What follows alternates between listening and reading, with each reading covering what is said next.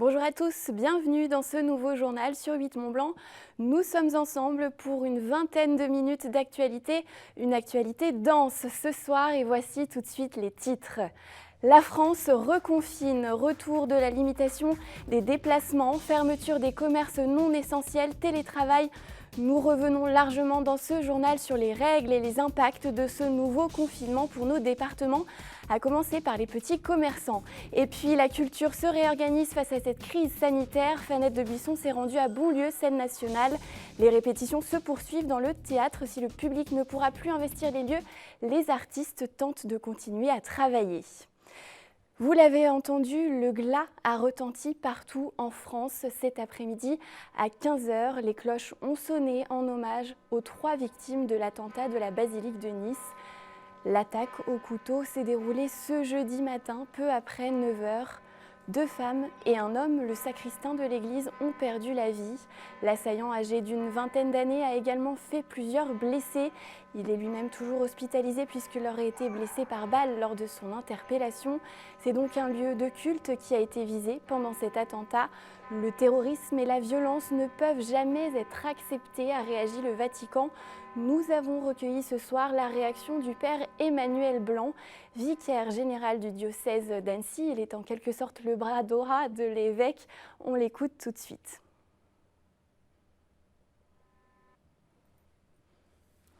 Emmanuel Blanc, bonjour, vous êtes le vicaire général du diocèse d'Annecy. Tout simplement, première question, une réaction suite au drame qui a eu lieu ce matin à Nice?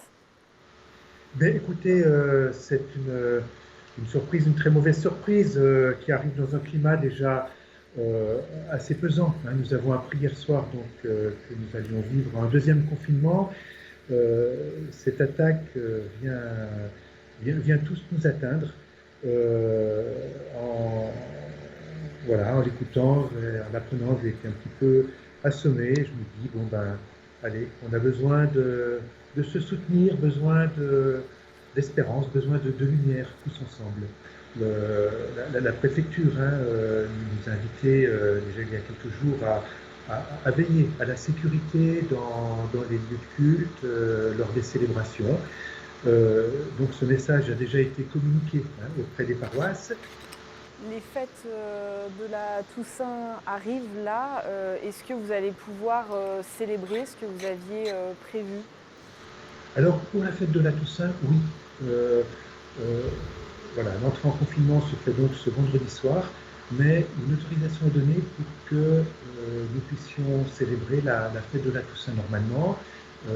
Par contre, à partir de lundi, et pour la durée du confinement, les célébrations publiques ne seront pas possibles.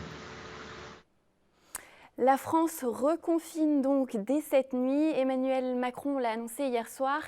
Nos déplacements seront à nouveau limités. Nous pourrons continuer à travailler, mais le télétravail doit être largement privilégié.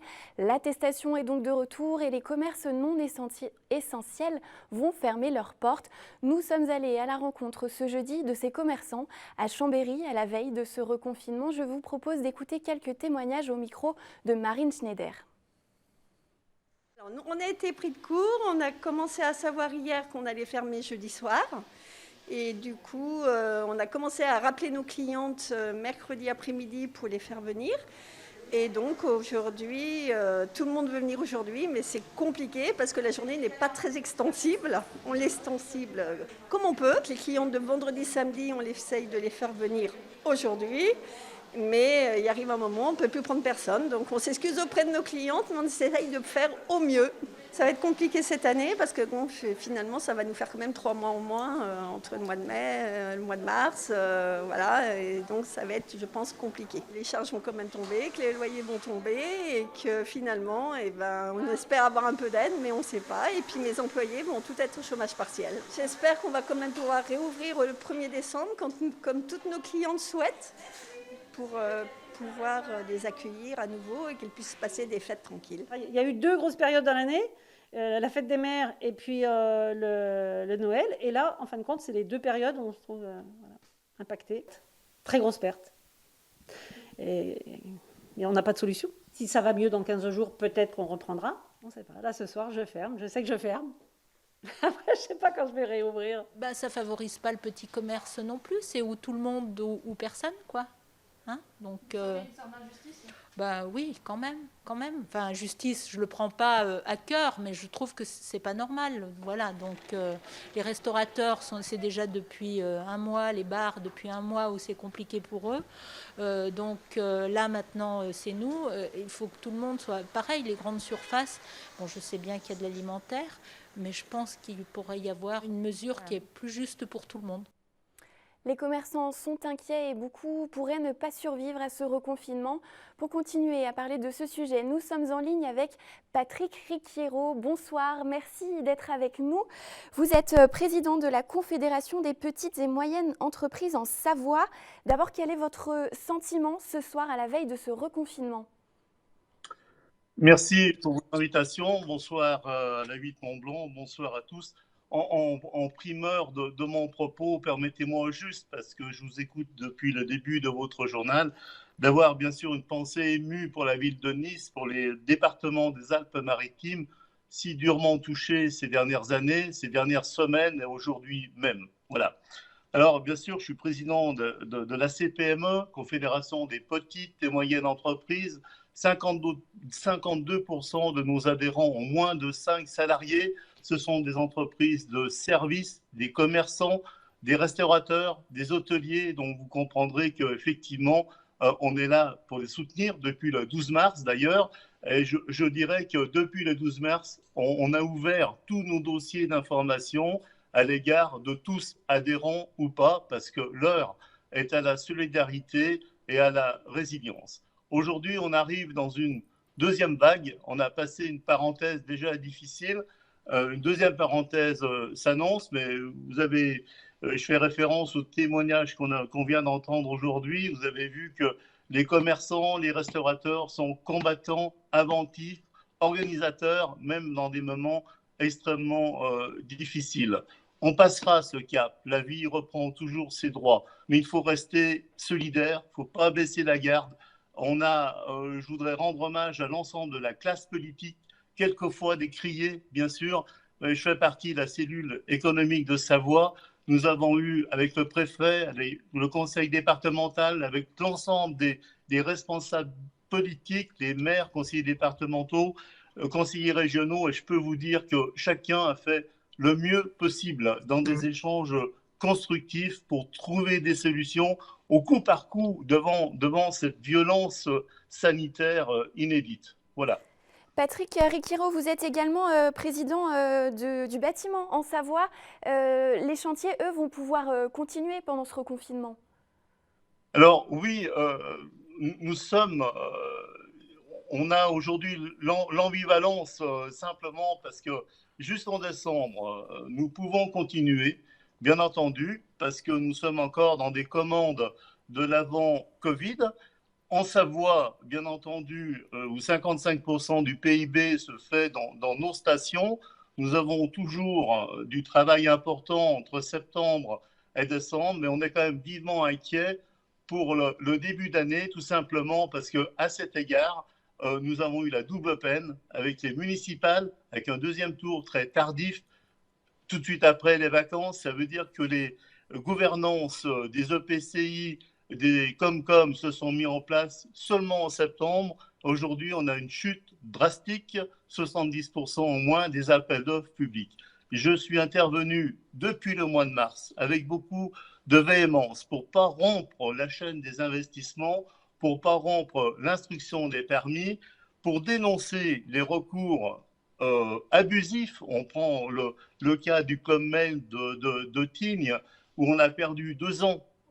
Et simplement, le Club Med, c'est 40 entreprises et 400 personnes. Pour lier les deux, entre le BTP et la CPME, moi je souhaiterais, bien entendu, qu'on puisse déconfiner en fonction des territoires. Bien entendu, on comprend l'état sanitaire aujourd'hui. Il faudrait peut-être regarder la densité de population en fonction des territoires. Peut-être que dans la montagne, on pourra déconfiner certainement beaucoup plus vite. Je propose qu'on puisse ouvrir des restaurants d'altitude en station, ce qui permettrait de restaurer les salariés du BTP.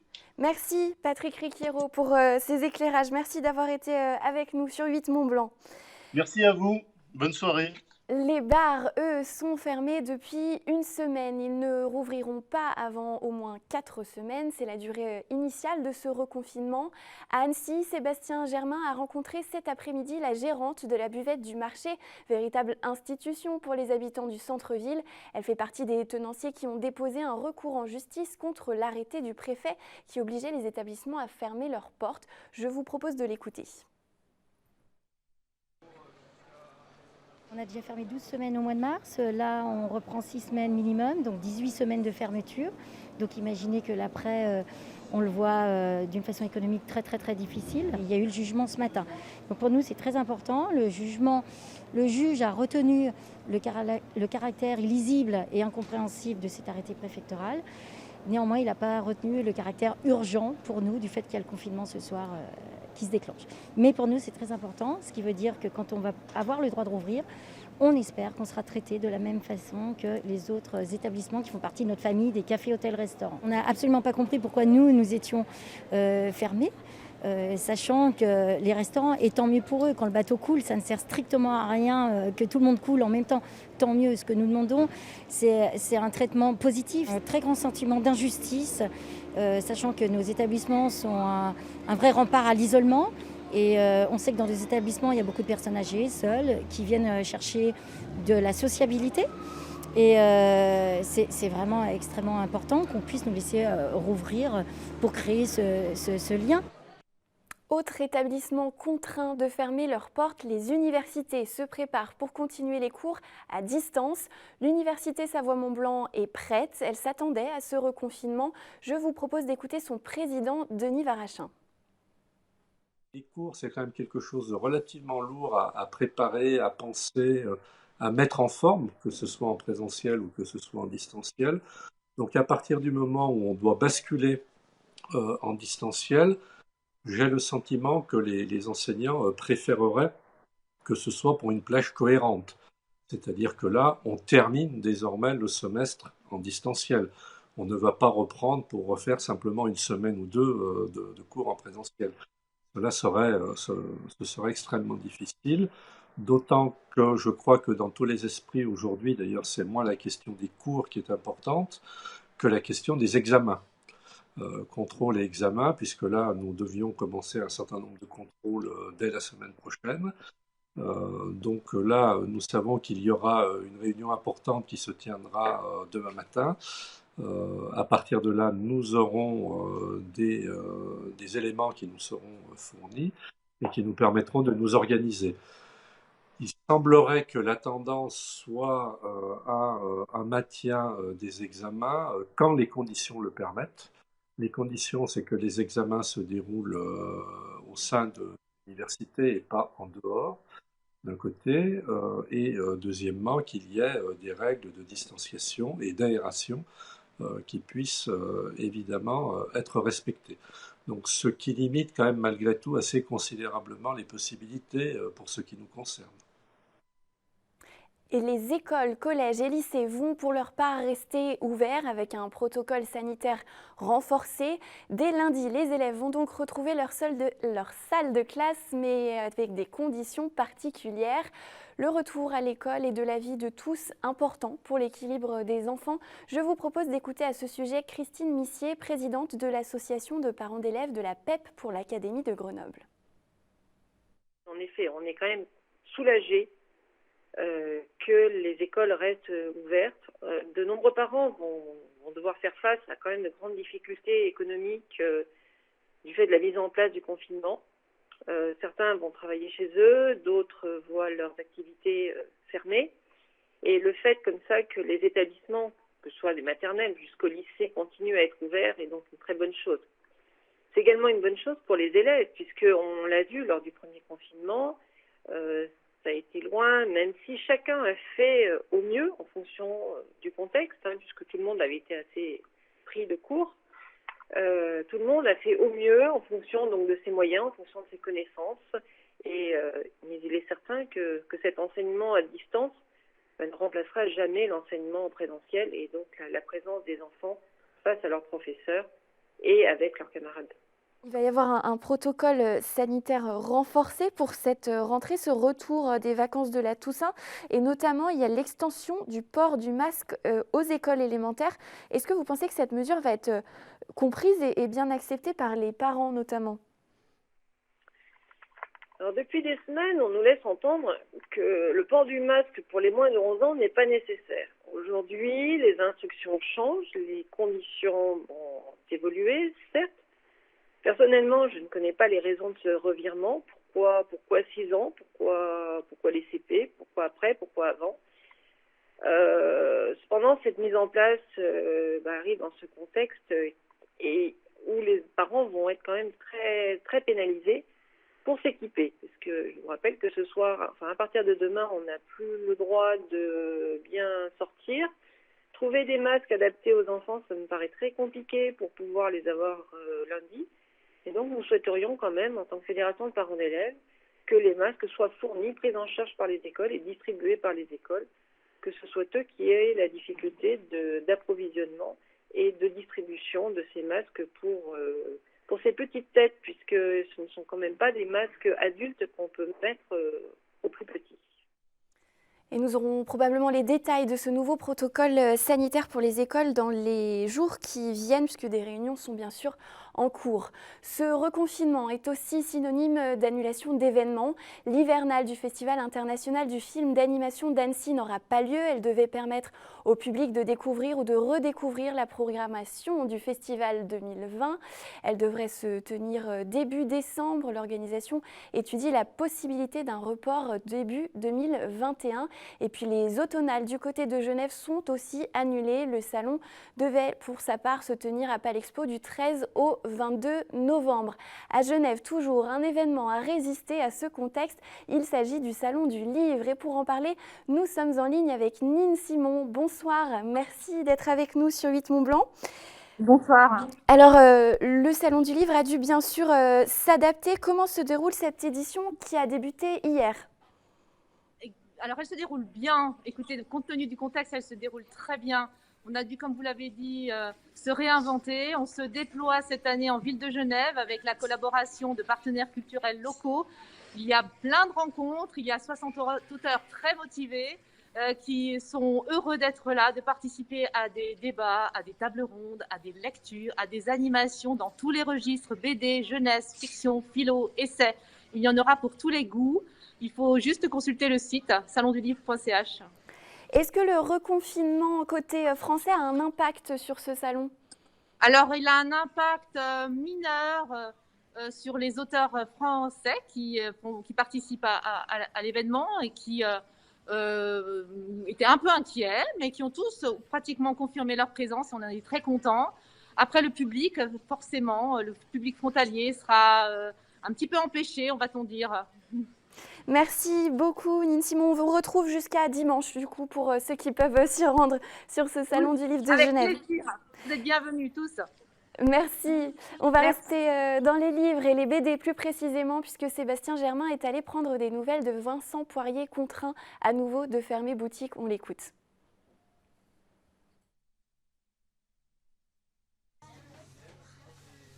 J'ai régulièrement dit que si on était reconfiné, la librairie ne survivrait pas. Je vais tout faire pour me tromper, pour faire mentir ce que j'avais annoncé. Mais oui, c'est un gros coup dur, on a un petit peu la trouille, mais on va tout faire justement pour que ça fonctionne quand même. On a notamment prévu de mettre en place tout un système de drive, click and collect, pour que les gens ils pourront pas rentrer dans les librairies, mais pourront quand même venir chercher effectivement des ouvrages sous réserve effectivement que ce soit possible en fonction des annonces du Premier ministre ce soir. C'est très abstrait à dire vrai. La seule chose que je peux dire, c'est qu'on va s'adapter au maximum pour que les conditions sanitaires soient le plus respectées, parce qu'on est conscient effectivement que la situation est réelle, mais on va aussi tout faire pour assurer les cadeaux de Noël évidemment, que les lecteurs puissent faire autre chose que regarder Netflix toute la journée, et puis effectivement nous, qu'on puisse avoir une chance de survivre à tout ça. Donc essayer de trouver le bon équilibre pour chacun. Je comprends qu'on est dans une situation hors norme, c'est ça que je comprends. Donc c'est évidemment à mon échelle, j'arrive pas à imaginer concevable que la librairie, le livre ne soit pas une première nécessité dans ce contexte-là. mais je comprends que ce soit compliqué de prendre une décision et donc on espère qu'on sera au moins en tout cas sur les réouvertures à mi-confinement. Et pour 4 semaines au moins, théâtre et cinéma doivent de nouveau fermer leurs portes au public. À Annecy, les équipes de Bonlieu Scène Nationale accueillent en ce moment 3 compagnies qui devaient monter sur scène dès mardi. Fanette de Buisson a été à leur rencontre à l'annonce de ce reconfinement. Il s'appelle 34 et il est en 500. Hein. Un peu sonné, mais au travail. Au lendemain de l'annonce du reconfinement, artistes et techniciens sont sur scène. 3 compagnies devaient ouvrir la nouvelle saison la semaine prochaine à Bonlieu. Les représentations et le public attendront. Dans la salle de création, la compagnie L'Art de Vivre en profitera pour réaliser le film du spectacle. Nous, on a créé ce spectacle au mois de mars. On devait venir jouer ici. Ça a été reporté. On arrive là et encore une fois, on ne peut pas jouer. Voilà. C'est inimaginable que tout s'arrête de toute façon. Donc on est là pour continuer. Voilà, on avance. Salvador Garcia prend la température du jour de scène en scène. Dans la petite salle, le montage de la création de Fanny Caranco a commencé. On est arrivé hier soir et on s'est dit, de toute façon, quoi qu'il se passe, il faut qu'on soit là. Quoi. Même si on doit repartir tout de suite, même on ne savait pas, mais c'est super important d'être là et du coup là, de pouvoir monter, de pouvoir continuer à répéter. Bien sûr, on aurait préféré jouer, mais déjà pouvoir être là, continuer à travailler, c'est super important. Quoi. Dans la grande salle aussi, les équipes sont concentrées. Très attendue, la dernière création du collectif MXM prend forme. La Mouette de Tchekhov revisitée attendra, elle aussi, pour se révéler à son public. C'est peut-être intéressant aussi de se dire que le théâtre n'est pas qu'un lieu de représentation. C'est un lieu aussi où on transmet, où on travaille, comme tout artisan, comme tout ouvrier. Et que ça remet aussi les choses, je pense, au cœur du métier.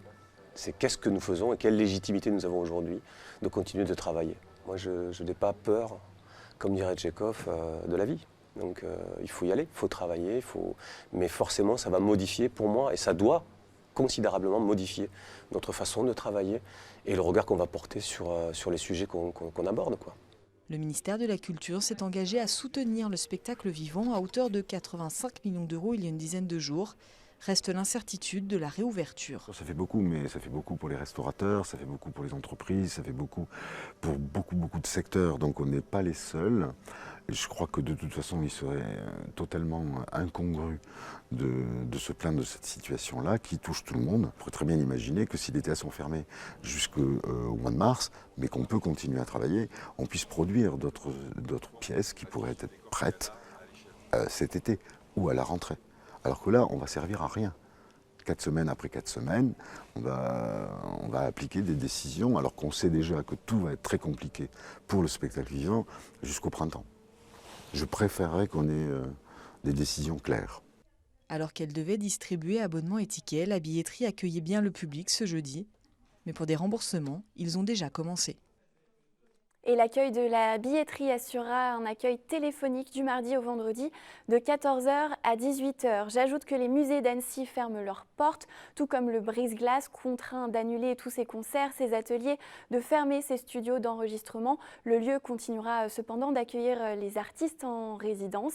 L'organisation annonce qu'elle travaille sur la suite, notamment sur une version Covid-compatible du festival hors piste qui doit avoir lieu en février 2021.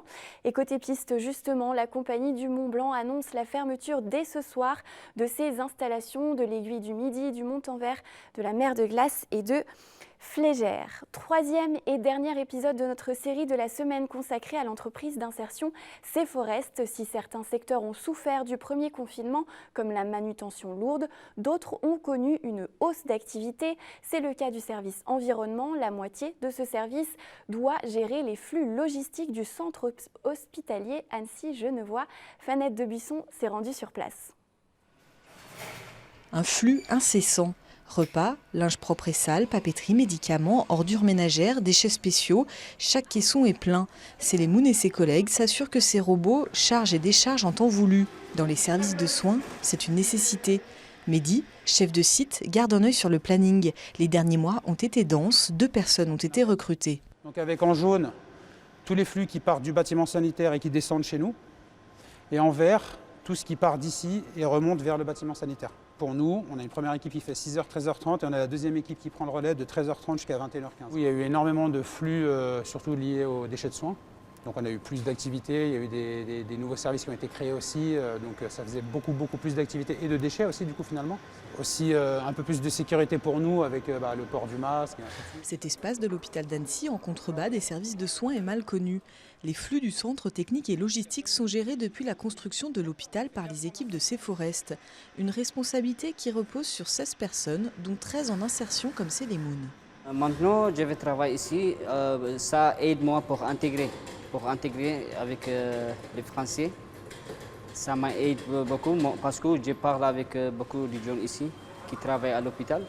Traçabilité, fluidité des flux, sécurité sanitaire, les contraintes à l'hôpital sont nombreuses. C'est une benne d'Assery, donc déchets d'activité de soins risques infectieux, donc qui va descendre au CTL, chez nous en bas donc. On va juste changer la benne, parce qu'on ne manipule pas ce genre de déchets, donc on changera la benne, on mettra une benne vide et elle remontera dans le service et on la remettra après en place. 1 million d'euros, c'est le chiffre d'affaires du service environnement. La moitié repose sur le marché du centre hospitalier Annecy-Genevois. Un savoir-faire que l'entreprise espère bien étendre au cours des prochains mois. Sur nos prestations, il n'y a aucune différence avec ce qu'on peut nous demander. On peut faire aussi des fois des prestations. Parce qu'on est entreprise d'insertion, par contre, on a été connu et pour certains clients, on vient faire le transfert de mobilier en interne, monter des bureaux, évacuer tout un étage par exemple en déchets, voilà, ce genre de choses. Donc voilà, il y a cette partie où historiquement on peut être connu pour certaines choses et puis maintenant on fait partie en fait des entreprises classiques et c'est plutôt à nous après en interne d'aller vendre en fait le fait qu'on soit une entreprise d'insertion. Fierté des équipes, il est fréquent qu'un salarié formé par Ceforest soit ensuite embauché par l'hôpital à l'issue de ces 2 années d'insertion. Avant de refermer ce journal, un appel à témoins est lancé par la gendarmerie d'Annecy. Mercredi vers 19h05, une cycliste qui roulait sur la RD 1508 contournant la Balme de Sillingy a été heurtée par un automobiliste qui ne s'est pas arrêté. La victime, prise en charge par les sapeurs-pompiers, a été évacuée à l'hôpital d'Annecy. Ses jours ne sont pas en danger. Les enquêteurs recherchent des témoins. Si vous avez des informations, vous pouvez contacter la gendarmerie au 0800 971 071. Et c'est la fin de ce journal. Merci de l'avoir suivi. Merci à toute l'équipe. Dans un instant, vous retrouvez Panorama avec Fanette de Buisson. On se retrouve demain pour un nouveau journal. Passez une très bonne soirée.